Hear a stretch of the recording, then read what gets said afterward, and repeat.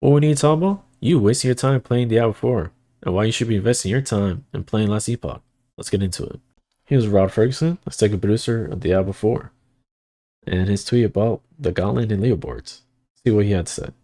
Great seeing the excitement about the Gauntlet and the leaderboards. We're still on track for Season 3, but decided to take a bit more time to polish a few things up. So it won't be launched on February 13th, as I mentioned on a recent podcast. We'll share more details and a new date soon. And that's what I mean by wasting your time. The Gauntlet and the leaderboard were supposed to be released February 13th, but it wasn't. It was postponed for their reasons of they wanted to polish that content. Well, when they finally do get around to polishing that content and release it, will it be actually polished? Polished to me means 0 to 1 bugs, but that might not be the case. It might come out extremely buggy, and then there you go.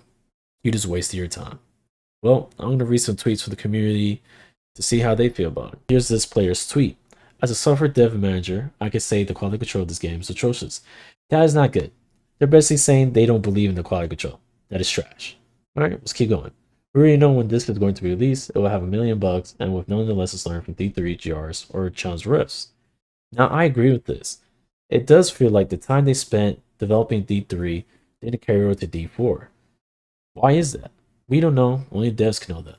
Now, the last part I didn't read, and it's because I don't agree with you saying personal things towards devs. Don't attack them.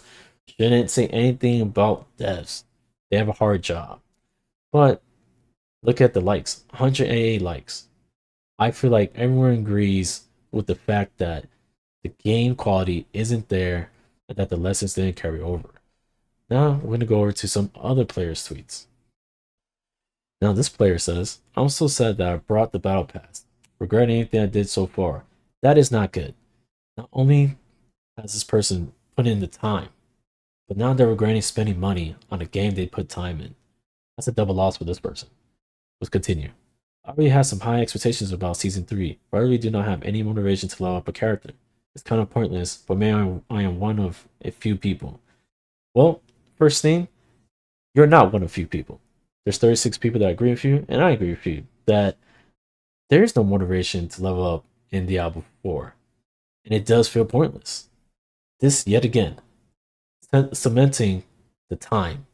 It's just not worth it. Let's read another tweet. Now see what this player has to say. It's amazing how you guys have taken so many sets back from things learned in D3.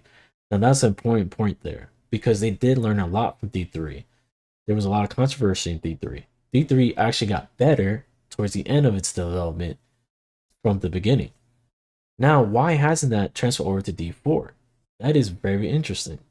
Let's continue. How does this game not have a party search feature yet? I didn't know this was important to the Diablo 4 community, but apparently it is.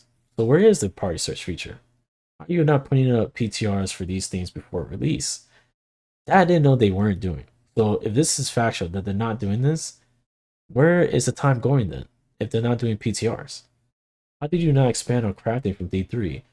Now I played D4 and I played D3, and it's true. The crafting hasn't really advanced. It's bare bones at best. Now I'm going to show you how Last Epoch, the developer himself, communicates with his community.